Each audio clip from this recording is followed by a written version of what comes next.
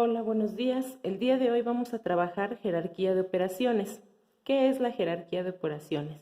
Pues es el orden en el que las operaciones deben de resolverse para tener también un orden específico y llevar a cabo un sentido matemático, así como existen leyes para poder despejar las expresiones, pues también cuando tenemos un conjunto de operadores diversos, debemos de proceder a elaborar de manera ordenada nuestras operaciones matemáticas para obtener el resultado de manera adecuada. Entonces, esto va a ser cuando yo tengo varios operadores. ¿A qué me refiero con operadores? A elementos como las potencias, como la multiplicación y la división, y como la suma y la resta. Entonces, ¿yo qué voy a elaborar primero? Pues me dice que voy a elaborar primero todos los que indiquen potenciación. Eso quiere decir que todos los elementos elevados a algún exponente y también las raíces van a ser las primeras en elaborarse. En segundo momento, yo voy a elaborar todo lo que indique multiplicación y división. Y en tercer momento, las sumas y las restas. Esto siempre lo voy a hacer de izquierda a derecha, es decir, voy a resolver primero los operadores que se encuentran a la izquierda y me voy a ir acercando a la derecha al momento de ir resolviendo.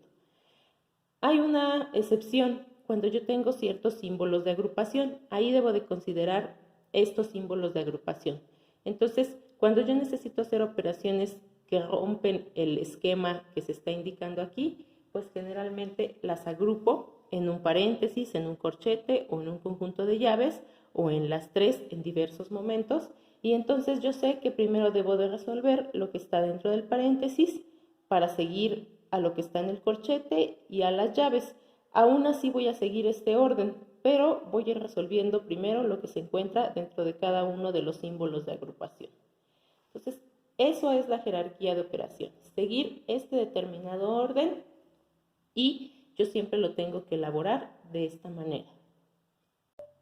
Aquí tenemos un ejemplo. Yo estoy observando que en el ejemplo hay varios operadores, es decir, hay multiplicaciones, restas, raíces, divisiones, sumas. Entonces yo veo elementos elevados a una potencia, yo veo diferentes operadores. Entonces esto lo tengo que resolver mediante una jerarquía de operaciones. Pero también veo que en su momento hay símbolos de agrupación. Entonces recuerden que yo indiqué que íbamos a seguir la jerarquía de operaciones, pero que también íbamos a tomar en cuenta los operadores que yo tenía, los símbolos de agrupación que también se tienen primero. Entonces eso quiere decir que yo voy a resolver primero lo que está dentro del paréntesis. Luego seguiré con las operaciones del corchete, de la llave, y ya después me iré acercando en la jerarquía que está indicada hacia la parte de aquí, y entonces yo voy a tener ya mi resultado de manera adecuada. Me dice que tengo 30 menos 23. Entonces aquí yo voy a colocar que esta operación tiene un resultado de 7. ¿Sí? Y los demás elementos quedan establecidos exactamente igual. El paréntesis desaparece porque yo ya solucioné toda la operación que estaba dentro de ella. Entonces ya solamente me quedan los corchetes. Y debo de colocar todos los elementos. Esto es para no perderme, porque a veces si yo no coloco o vuelvo a escribir todos los elementos, corro el riesgo de que alguno de ellos se me olvide. Entonces ahí ya está de nuevo expresada toda la operación. ¿Qué procedería? Elaborar lo que está dentro de el corchete. Nuevamente dentro del corchete hay una resta. 8 menos 7 son 1. Y ya terminé con todo lo que está dentro de el corchete. Entonces el corchete ya no se coloca. La llave sí, porque todavía no le doy solución a esa operación.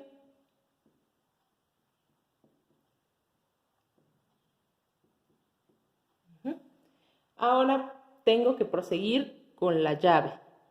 Aquí están la parte de la llave. Aquí me faltó el símbolo de multiplicación. Si yo no veo una operación aparente entre el valor, el corchete, finalmente me estaba indicando que era una multiplicación. Entonces aquí me falta el símbolo de multiplicación. Y comienzo a resolver. Me dice que voy a resolver de izquierda a derecha utilizando la jerarquía de operaciones. Entonces, de izquierda a derecha tendría que comenzar aquí, a la izquierda de la llave, y veo qué operación hay. Debo de resolver por jerarquía. Aquí no hay potencias, entonces me seguiría con las multiplicaciones y las divisiones. En este caso hay una división. 14 entre 7 son 2.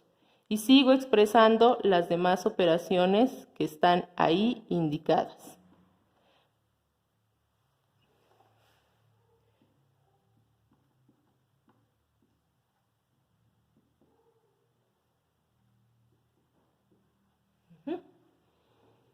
Ahora tendría que continuar con la multiplicación. 2 por 1 van a ser 2 más 1. Lo voy a poner aquí a un ladito para ahorrar un poco de espacio y que podamos visualizar todo el ejercicio de manera adecuada. Entonces voy a indicar aquí que de aquí vamos a obtener 2 más 1, que ¿cuánto es? 3. Ya puedo quitar la llave porque ya resolví toda la operación que está aquí. Y entonces coloco la raíz de 81 y todos los demás valores que están indicados en mi operación. Y entonces, así como ven, voy simplificando. Ahora ya no tengo símbolos de agrupación, entonces debo de resolver siguiendo las leyes de la jerarquía de operaciones.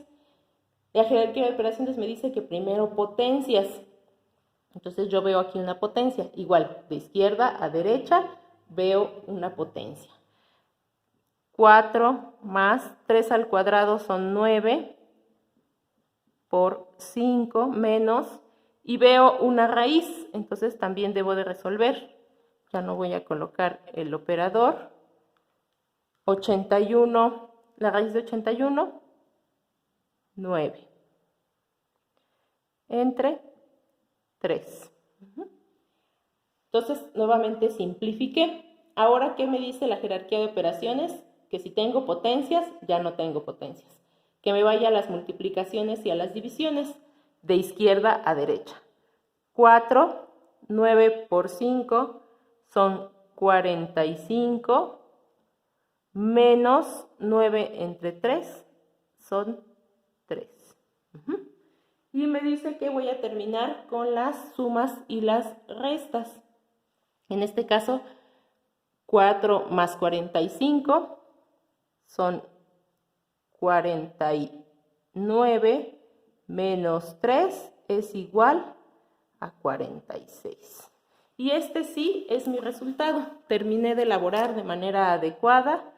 Este es mi resultado. 46 de mi operación matemática. Y entonces, ¿qué hice?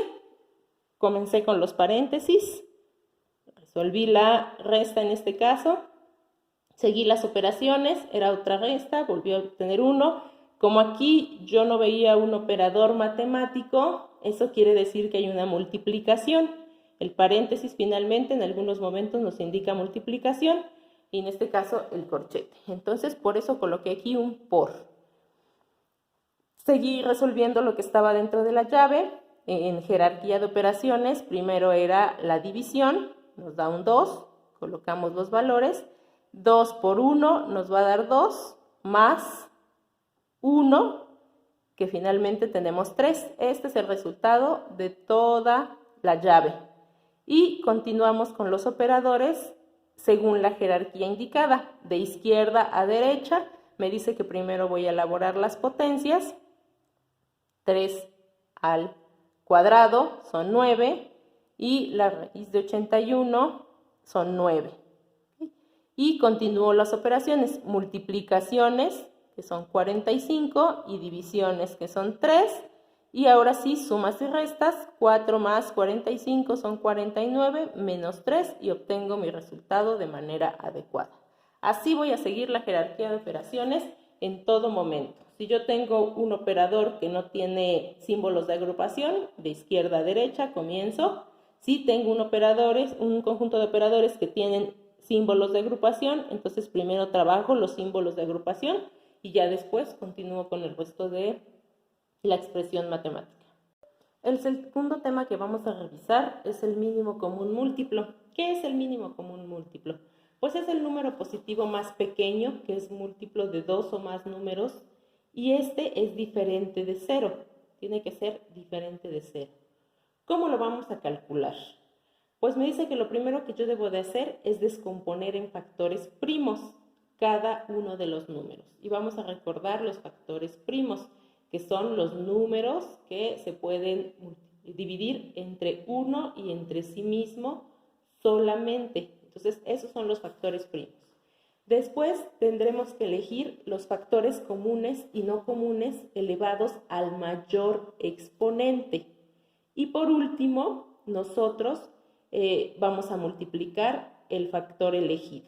Entonces, esa es la secuencia que vamos a realizar para obtener el mínimo común múltiplo de un conjunto de números. Estos pueden ser 2 o más números. Yo puedo obtener el mínimo común múltiplo de 2 números, de 3 números, de 5, de 10, de los que yo quiera obtener. Entonces, vamos al ejemplo. En el ejemplo yo quiero obtener el mínimo común múltiplo de 12 y de 8 y lo voy a simbolizar así, con letras minúsculas. Mínimo común múltiplo. Paréntesis de 12,8. Así es como estoy diciendo que quiero el mínimo común múltiplo de 12 y de 8. Entonces me dice que el primer paso era descomponer en factores primos. ¿Eso qué quiere decir? Pues voy a colocar el 12 y el 8 y voy a indicar los números entre los que sea divisible, hablando de números primos. Entonces voy a comenzar con el número primo más pequeño, que en este caso es el 2. 12 entre 2 voy a obtener como resultado 6 y ahí lo voy a colocar. Luego voy a seguir. Si este número sigue siendo divisible entre un factor pequeño como es el 2, pues continúo. Entonces 2 nuevamente, 6 entre 2 me va a dar 3.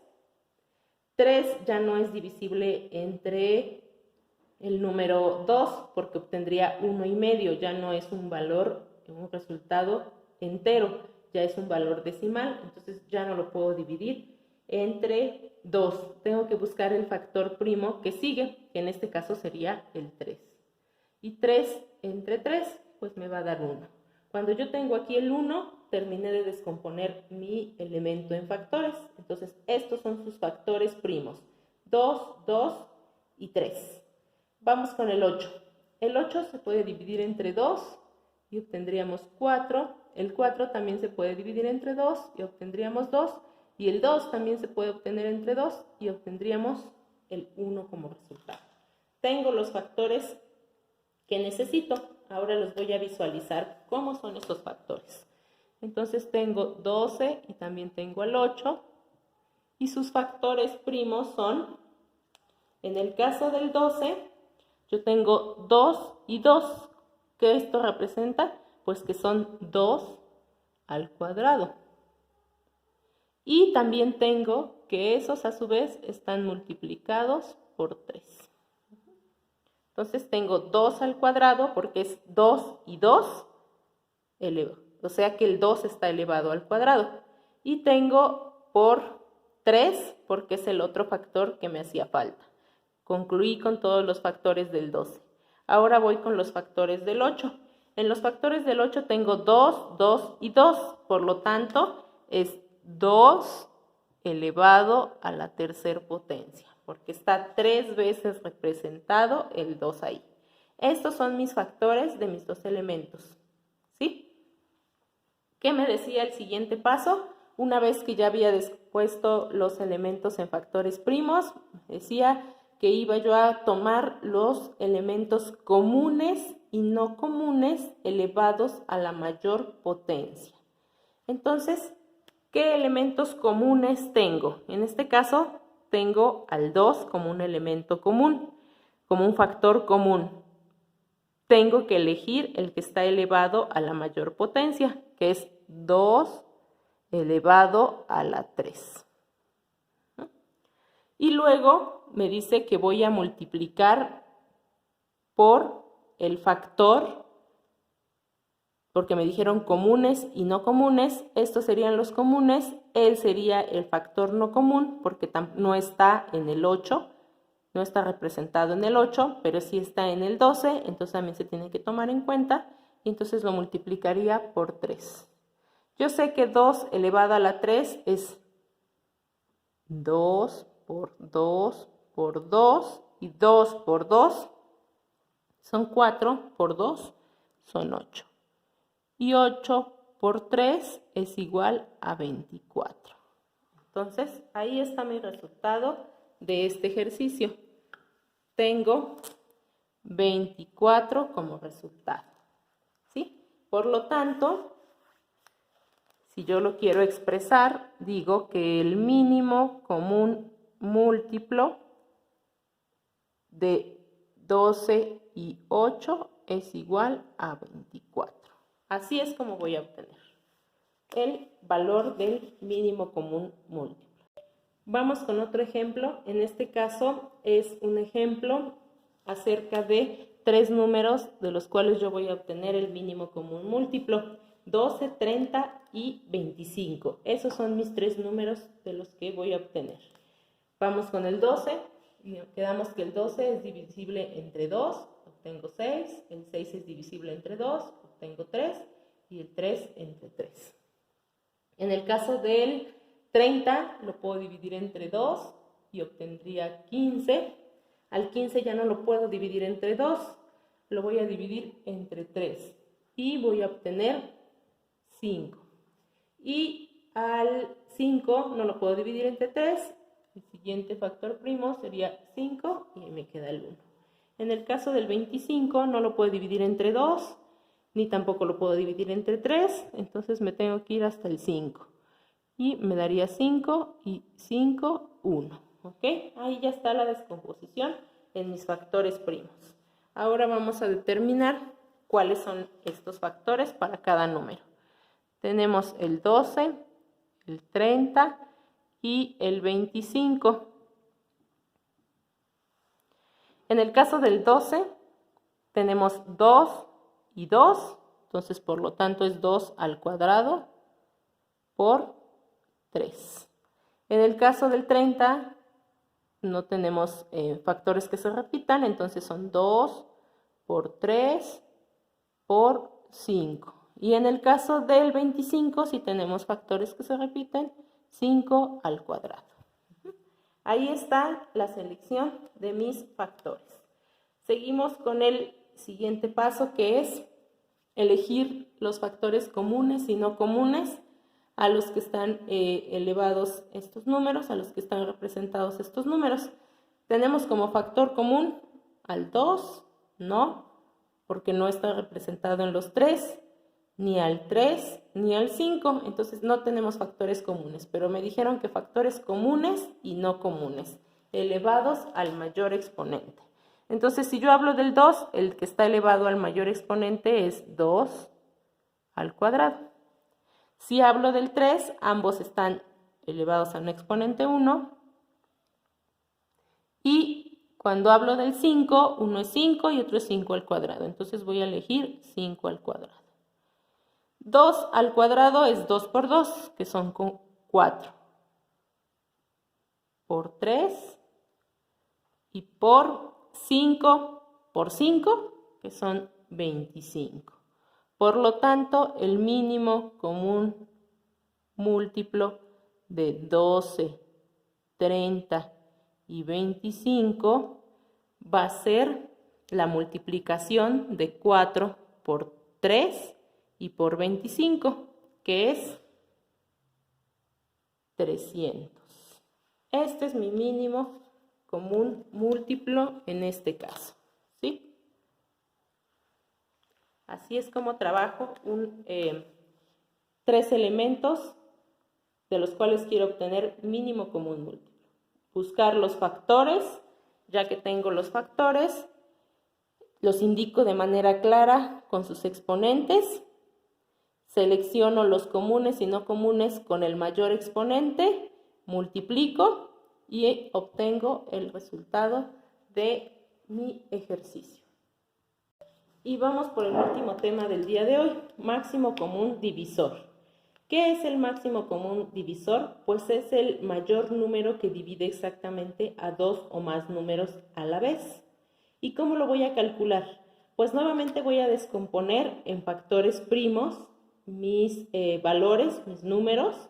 Voy a elegir los factores en común. Ahora solamente voy a elegir los factores en común y voy a tomar el factor en común con menor exponente. Entonces, esas serían las diferencias con el mínimo común múltiplo. ¿Descomponíamos en factores? Sí, pero aquí solo voy a elegir factores en común y voy a tomar el factor en común con menor exponente. Entonces, vamos al ejemplo. En el ejemplo vamos a obtener el máximo común divisor. Observen que está con letras mayúsculas representado, de 14, 36 y 12. Entonces ya tengo aquí los elementos que vamos a obtener. Un aspecto que se me había olvidado comentarles y que sí es importante es que si yo no encuentro un factor común entre ellos, porque aquí sí vamos a buscar los factores comunes, entonces se toma a 1 como máximo común divisor. Eso solo es en el caso de cuando yo no encuentro un factor en común. Si sí hay un factor en común, bueno, pues entonces ya voy resolviendo. Pero si no, pues tomaría a 1. Y entonces vamos de nuevo con el mismo proceso. 14 entre 2 me va a dar 7. 7 no es divisible entre 3 ni entre 5. Entonces iríamos hasta el factor 7. 36 entre 2 es 18. Entre 2, 9. 9 sería ya divisible entre 3 porque entre 2 no lo lograríamos. Entonces entre 3 tendría yo 3 y nuevamente entre 3 y tendría yo el 1. 12 entre 2 nos daría 6. El 6 vuelve a ser divisible. 3, 3 y 1. Ahí ya están mis factores. Ahora me dice nuevamente que voy a expresarlos para conocerlos de manera adecuada, para visualizar cuáles son mis factores en cada uno de los casos. 14, ¿qué factores tengo? 2 por 7. 36, ¿qué factores tengo? 2 al cuadrado, porque está 2 veces, por 3 al cuadrado, porque también está 2 veces. Y en el caso de 12, tengo 2 al cuadrado y 3. Me dice que voy a elegir a los factores en común. Entonces yo observo mi lista. Veo que en todos los casos tengo al 2. Este es un factor común porque está en los 3 dígitos que yo estoy considerando. Veo al 7, el 7 no está en los 3, no es un factor común. El 3 está en estos dos factores, en estos dos elementos, pero no se encuentra en el primero, entonces tampoco es un factor común, solamente es el 2. Y luego me dijo que para indicar quién es mi máximo común divisor, yo voy a elegir el factor común con menor